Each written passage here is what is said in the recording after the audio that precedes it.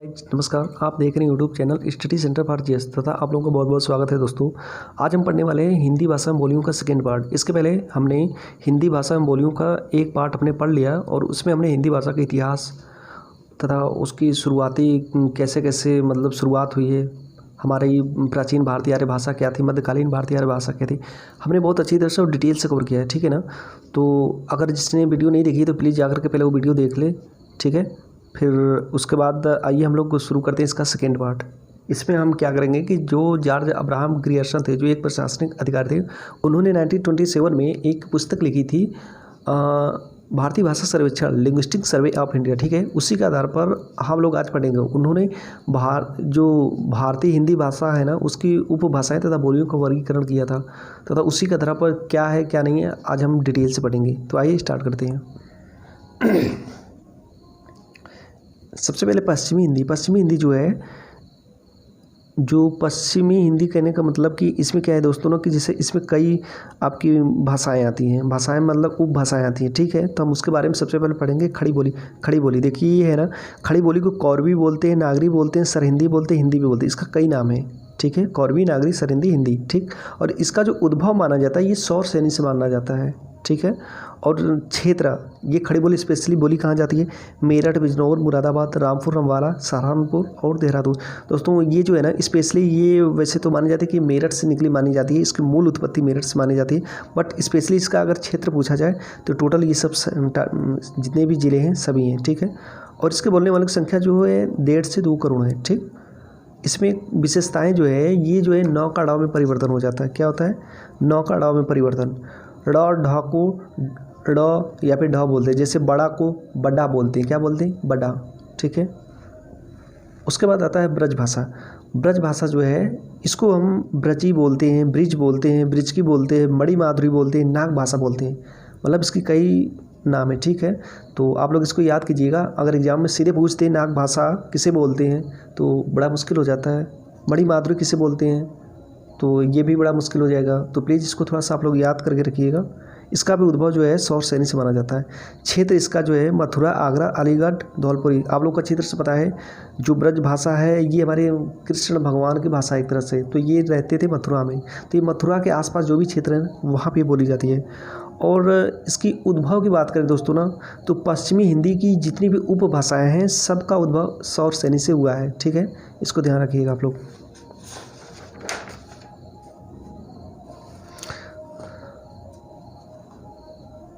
इसके अलावा देखिए ये जो है ना मैनपुरी, एटा, बदायूं, बरेली, बुलंदशहर, हाथरस, फिरोजाबाद में भी बोली जाती है। ठीक है। और यह जो है गंगा यमुना के मध्य की भाषा होने के कारण इसको डॉक्टर जो गृहर्षण थे, जो प्रशासनिक अधिकारी थे ना, उन्होंने इसे अंतर्वेदी नाम दिया। ठीक है। इसका क्या नाम दिया? अंतर्वेदी नाम दिया। क्यों दिया? क्योंकि ये गंगा और यमुना के मध्य में बोली जाती थी ये भाषा, इसलिए इसका अंतर्वेदी नाम देना पड़ा। ठीक है। और इसकी संख्या जो है 3 करोड़ है दोस्तों। ठीक है। संख्या का कहने का मतलब कि इसके बोलने वालों की संख्या लगभग में 3 करोड़ है। और ताजुकिस्तान में ब्रज भाषा बोली जाती है। हमारे देश के बाहर विदेश में एक जगह है ताजुकिस्तान। ठीक है। वहाँ पर ब्रज भाषा बोली जाती है, जिसे ताजुबेकी ब्रज भाषा कहते हैं। कौन सी ब्रज भाषा? ताजुबेकी। क्योंकि ताजुकिस्तान बोला जाता तो इसलिए स्पेशली उसको ताजुबेकी नाम दे दिया जाता है, बट है तो ब्रज भाषा ही है ना। उसके बाद आता है हरियाणवी। ये भी पश्चिमी हिंदी का एक उपभाषा है, हरियाणवी। इसको हरियाणी बोलते हैं, हरियाणी भी बोलते हैं, देसानी भी बोलते हैं, जादू भी बोलते हैं, बांगड़ू भी बोलते हैं। अगर एग्जाम में आ जाए पूछ दे जादू, इसमें किसे जादू कहा जाता है, कौन सी उपभाषा को जादू कहा जाता है? अगर आपका माइंड काम नहीं कर रहा ना तो फिर ध्यान से पढ़िए इसको, क्योंकि जो जादू है ना हरियाणवी को बोला जाता है। समझ में नहीं आ रहा तो कई बार रिपीट कीजिए, पढ़ते रहिए, 2 से 3 बार वीडियो देखते रहिए, खुद ही समझ में आएगा। इसका उद्भव भी सौर श्रेणी। ठीक है। क्षेत्र जो है ये हरियाणा हो गया, दिल्ली का कुछ देहाती भाग हो गया, करनाल, रोहतक। ठीक है। आपका हिसार, पटियाला, जिंद, नाभा, मतलब जो भी हरियाणा वाले क्षेत्र हैं वहाँ पर ये सब बोली जाती है। इसकी विशेषता क्या है? इसकी विशेषता यह है कि इसमें ध्वनि लोप हो जाती है। ध्वनि लोप का मतलब जैसे अंगूठा है ना, तो अंगूठा को आ नहीं बोलेंगे लोग, गूठा बोलेंगे। क्या बोलेंगे? गूठा बोलते हैं। ठीक है। उसके बाद पढ़ेंगे बुंदेली। बुंदेली भी ये पश्चिमी हिंदी की एक उपभाषा है। इसका उद्भव सौर श्रेणी है। मतलब जो भी पश्चिमी हिंदी है ना पश्चिमी हिंदी की जो भी उपभाषाएं हैं उसका जो उद्भव सौर सैनी से हुआ है। इसका क्षेत्र जो है देखिए झांसी, छतरपुर, जालौन, हमीरपुर, ग्वालियर, ओरछा, सागर, होशंगाबाद, बुंदेली, मतलब ये उत्तर प्रदेश तथा एमपी का जो बॉर्डर क्षेत्र है झांसी के आसपास का, वहाँ पे बोली जाती है। बुंदेली मतलब बुंदेलखंड का इलाका, समझ में आ गया। बुंदेली मतलब बुंदेलखंड का इलाका। इसका देखिए एक प्रसिद्ध लोकगीत है आल्हा, मूलतः यह बुंदेली की उपबोली बनाफरी में लिखी गई है। लोकगीत है आल्हा, ये जो है बुंदेली की उपबोली बनाफरी में लिखी गई है। दोस्तों आप लोगों को बताना चाहूँगा कि ये जो आल्हा है ना, ये आल्हा और उदल, इनकी कहानियाँ बहुत फेमस हैं। हम लोग बचपन में थोड़ी बहुत हमने सुनी है और अभी भी मतलब वहाँ पर लोकगीत इनके लिए गाया जाता है। बहुत मतलब एक तरह से बहुत ताकतवर और वीर पुरुष थे ये लोग, ठीक है। तो ध्यान रखिएगा जो लोकगीत आल्हा है ये मूलतः बुंदेली की एक उपबोली है बनाफरी, उसी में लिखी गई है। इसकी विशेषता क्या है? इसकी विशेषता ये है रो को ओ बोलते हैं, रो को ओ बोलते हैं, या को जा बोलते हैं और वा को बा बोलते हैं। कैसे पता? जैसे हम लोग बोलते हैं ना तुम्हारा, तुम्हारो, तो ये तुम्हारो के तुम्हाओ बोलते हैं। क्या बोलते हैं? तुम्हाओ। यदि को यदि बोलते हैं, तो या का जा में परिवर्तन हो जाता है और रो का ओ में परिवर्तन कर देते हैं ये लोग। आइए नेक्स्ट देखते हैं।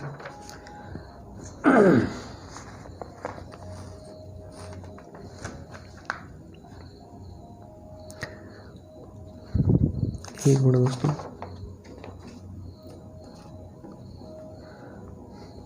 उसके बाद आता है छत्तीसगढ़ी। छत्तीसगढ़ी जो है इसको लरिया भी बोलते हैं और खलटाही नाम से भी बोलते हैं। क्या बोलते हैं? छत्तीसगढ़ी जो है उपभाषा, इसको लरिया भी बोलते हैं प्लस खलटाही भी बोलते हैं। ध्यान रखिएगा, इसका उपनाम है, उपनाम या फिर इसका दूसरा नाम है लरिया या फिर खलटाही। इसका उद्भव जो है अर्धमागधी से। एक मिनट दोस्तों, इसको देख लूँ कुछ छूटा तो नहीं है। बोले एक मिनट, सॉरी, हमने बुंदेली के बाद हमें कनौजी पढ़ना था पश्चिमी हिंदी का, बट हमने उधर ध्यान दे दिया। आइए पहले देख लेते हैं। अभी पश्चिमी हिंदी का कंप्लीट नहीं हुआ दोस्तों, बुंदेली के बाद कनौजी आ गया, ठीक है। तो कनौजी का जो उद्भव है ये भी सौर सैनी है।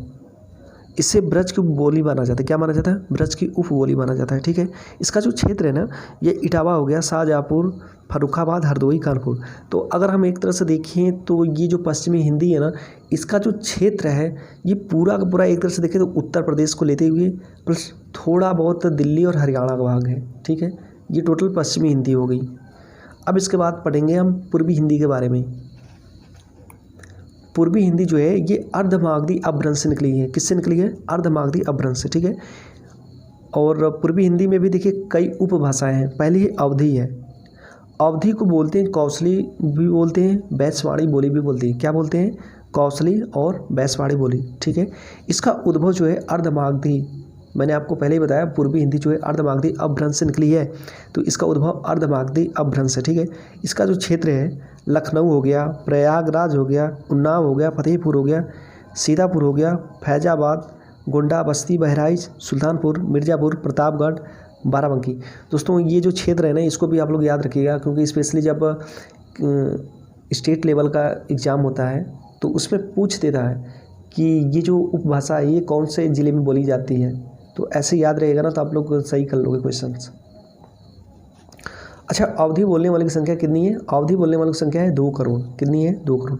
और एक बहुत ही इंपॉर्टेंट, मोस्ट इम्पॉर्टेंट, फिजी में अवधी बोलने वाले लोग हैं। फिजी एक देश है दोस्तों, उसमें क्या है ना कि अवधी वहाँ पर बोलते हैं लोग काफ़ी संख्या में, ठीक है। इसको ध्यान रखिएगा।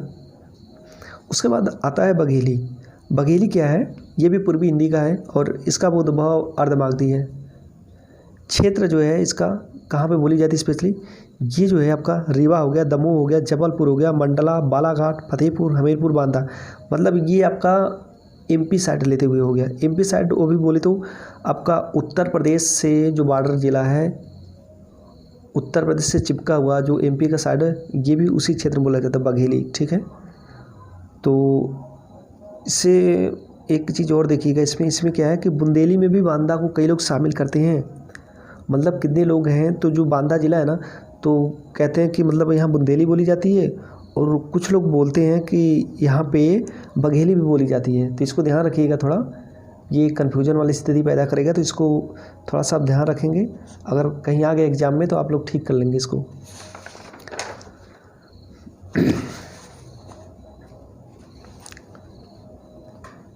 उसके बाद आता है दोस्तों छत्तीसगढ़ी। छत्तीसगढ़ी जो है ना, ये पूर्वी हिंदी का भाग है। किसका? पूर्वी हिंदी का।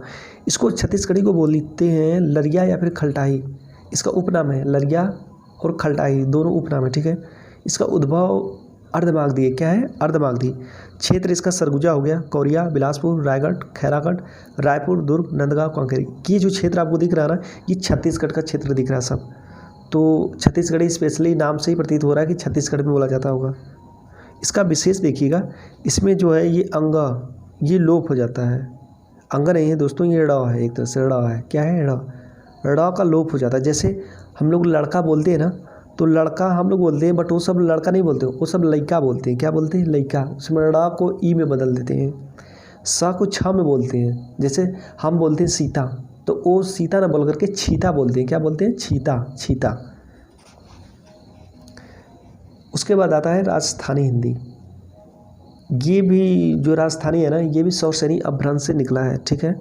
इसकी अगर आप उपभाषाओं की बात करें तो देखिए मारवाड़ी। मारवाड़ी जो है ये पश्चिमी राजस्थान है। पश्चिमी राजस्थान में जो भी पश्चिमी ज़िले हैं ना राजस्थान के, वहाँ पे बोली जाती है। देखिए क्षेत्र जो इसका है जोधपुर, किशनगढ़, अजमेर, मेवाड़, सिरोही, जैसलमेर, बीकानेर, ठीक है। ये सब पश्चिमी राजस्थान के ज़िले हैं। इसका उद्भव सौरसेनी, आप लोगों को पता ही है। अच्छा दोस्तों, मैं एक चीज़ बताना चाहूँगा कि जैसे जो भाषाएं मतलब तो उपभाषाएं बोली जाती हैं ना, मतलब वो जिस अपभ्रंश से निकलती हैं, जिससे निकलती हैं, तो उसकी जितनी भी बोलियां हैं वो सब उसी से निकलती हैं। जैसे ये देखिए राजस्थानी हिंदी सौरसेनी से निकली है, तो इसकी जितनी भी उपभाषाएं या फिर बोलियां हैं सभी के सभी सौरसेनी से निकलेंगी। ऐसा नहीं कि वो फिर अर्धमागधी से निकले या मागधी से निकले, नहीं, सभी सौरसेनी से। दूसरा देखिए जयपुरी, ठीक है। जयपुरी क्या है? ये इसको बोलते हैं जयपुरिया या ढूंढाड़ी। जयपुरी को जयपुरिया या ढूंढाड़ी बोलते हैं। ये पूर्वी राजस्थान की भाषा है।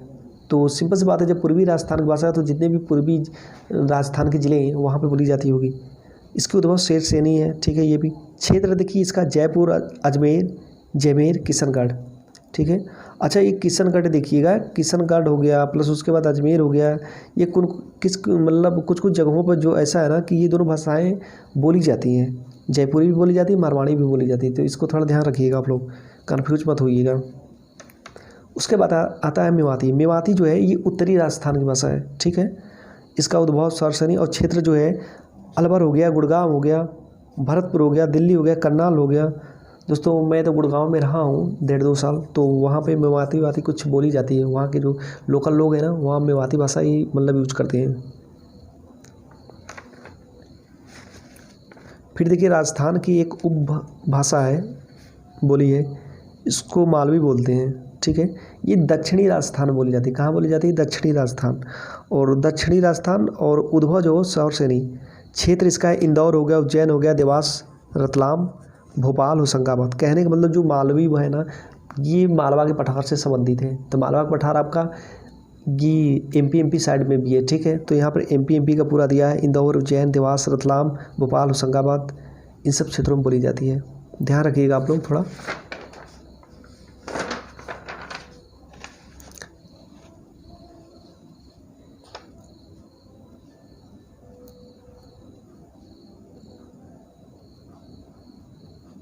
एक मिनट। इसके बाद दोस्तों आता है आपका पहाड़ी हिंदी। ये भी सौरसेनी से निकला है, ठीक है। तो इसमें पहाड़ी हिंदी में एक पश्चिमी पहाड़ी है, ये उपभाषा बोली देखिए।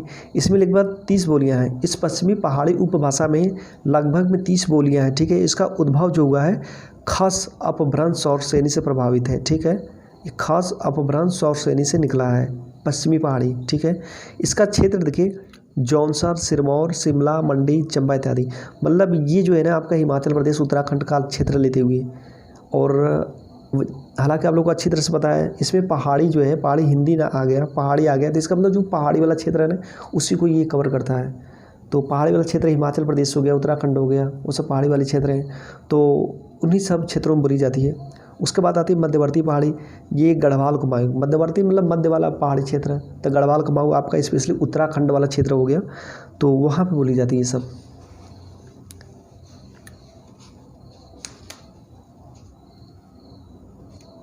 उसके बाद आता है बिहारी हिंदी। बिहारी हिंदी जो है मागधी अपभ्रंश से निकली है। किससे? मागधी अपभ्रंश से। और बिहारी हिंदी में कई उपभाषाएं, तो एक उपभाषा भोजपुरी है, ठीक है। इसको भोजपुरी को पूर्वी बोलते हैं। क्या बोलते हैं? पूर्वी। इसका उद्भव जो है मागधी अपभ्रंश से निकला है, ठीक है। और इसका स्पेशली जो क्षेत्र है आपका उत्तर प्रदेश का कुछ क्षेत्र जो पूर्वांचल है, ठीक है, प्लस उसके बाद बिहार का कुछ क्षेत्र है। तो आइए देखते हैं। बनारस हो गया, जौनपुर, आजमगढ़, बलिया, गोरखपुर, बस्ती, शाहाबाद, चंपारण, सारण, मुगलसराय, चंदौली, बलिया, ये सब चीज़ें भोजपुरी बोली जाती है, ठीक है।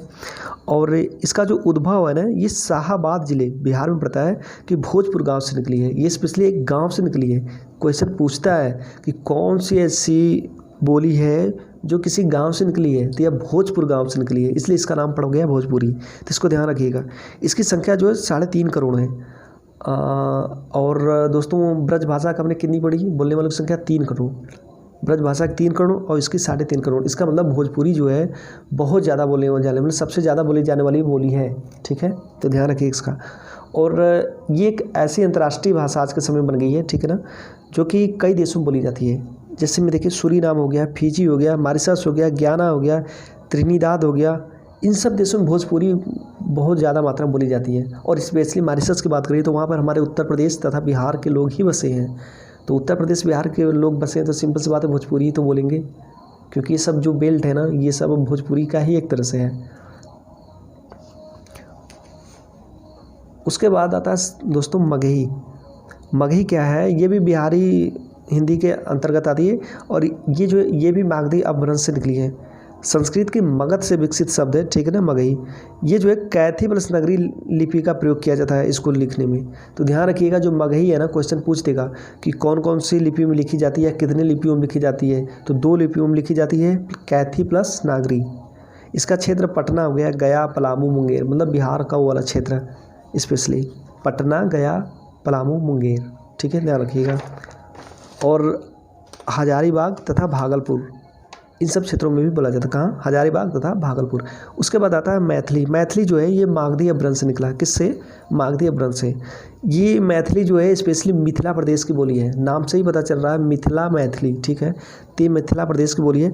यह 3 लिपियों में लिखा जाता है। देखिए ध्यान रखिएगा, ये कितनी लिपियों में? मैथिली, कैथी, नागरी लिपि 3 लिपियों में लिखी जाती है। और जबकि इसके पहले हमने पढ़ा कि ये जो मगही है ये 2 लिपि में, कौन सी? कैथी प्लस नागरी में, ठीक है दोस्तों। मगही जो है कैथी तथा नागरी में लिखी गई। बट ये जो मैथिली है ना, ये मैथिली, कैथी प्लस नागरी, इसमें मैथिली जुड़ गया है। कैथी नागरी तो ऑलरेडी मगही में हमने पढ़ा ही, बट इसमें मैथिली भी जुड़ गया है, ध्यान रखिएगा। इसका जो क्षेत्र है ना, दरभंगा हो गया, मधुबनी हो गया, मुजफ्फरपुर हो गया, पूर्णिया हो गया, मुंगेर हो गया, तो इन सब क्षेत्रों में बोला जाता है, ध्यान रखिएगा, थोड़ा याद कर लीजिएगा। और दोस्तों अगर आप लोगों को वीडियो पसंद आता ना तो प्लीज़ लाइक ज़रूर कर दीजिएगा। और सबसे बड़ी बात कि आप लोग सब्सक्राइब चैनल नहीं कर रहे हैं। इतने अच्छे ढंग से हम आपके लिए इतना मेहनत कर रहे हैं, लेकिन फिर भी आपको कुछ भी नहीं समझ में आ रहा कि कम से कम आदमी आपके लिए कुछ कर रहा है, कोई इंसान आपके लिए कर रहा है, तो आप थोड़ी सी चीज़ें कर दो, कितना टाइम नुकसान हो जाएगा, कितने पैसे आपके नुकसान हो जाएंगे बताइए। सब्सक्राइब करने में, शेयर करने में, लाइक करने में आपके कितने पैसे नुकसान हो जाएंगे? 10 रुपये, 20 रुपये, 30 रुपया। बट आपको पता है ये आप लोगों के लिए हम इतना मेहनत कर रहे हैं, इसको बनाने में कितना टाइम लगा, वीडियो बनाने में कितना टाइम लगता है। कभी लाइट का इशू तो किसी चीज़ का इशू, लेकिन फिर भी हम वीडियो कंप्लीट करते हैं आपके लिए, लेकिन फिर भी आप लोगों को नहीं समझ में आता है। चलिए ठीक है, इसके पहले जो पार्ट 1 है ना हिंदी भाषा बोलिए को, उसको जरूर से देख लीजिएगा। और दोस्तों हम 15-20 दिन में ना हिंदी का संपूर्ण टॉपिक हम कवर कराने वाले, डेली 2 से 3 मतलब वीडियो डाल रहे हैं, ठीक है ना। 20 दिन में एकदम सब कुछ कंप्लीट हो जाएगा हिंदी का। और दोस्तों ये UPSI हो गया, लेखपाल किसी भी एग्ज़ाम्स के लिए हो गए, जो जिसमें भी हिंदी आती है सबके लिए बहुत अच्छे ढंग से किया गया है और बहुत ही विस्तृत पढ़ाया गया। आप लोग हालांकि देख कर समझ ही रहे होंगे, इसमें कहीं से कोई टॉपिक छोड़ी नहीं गई है। तो चलिए ठीक है, आप लोग ध्यान दीजिएगा, ठीक है, नमस्कार।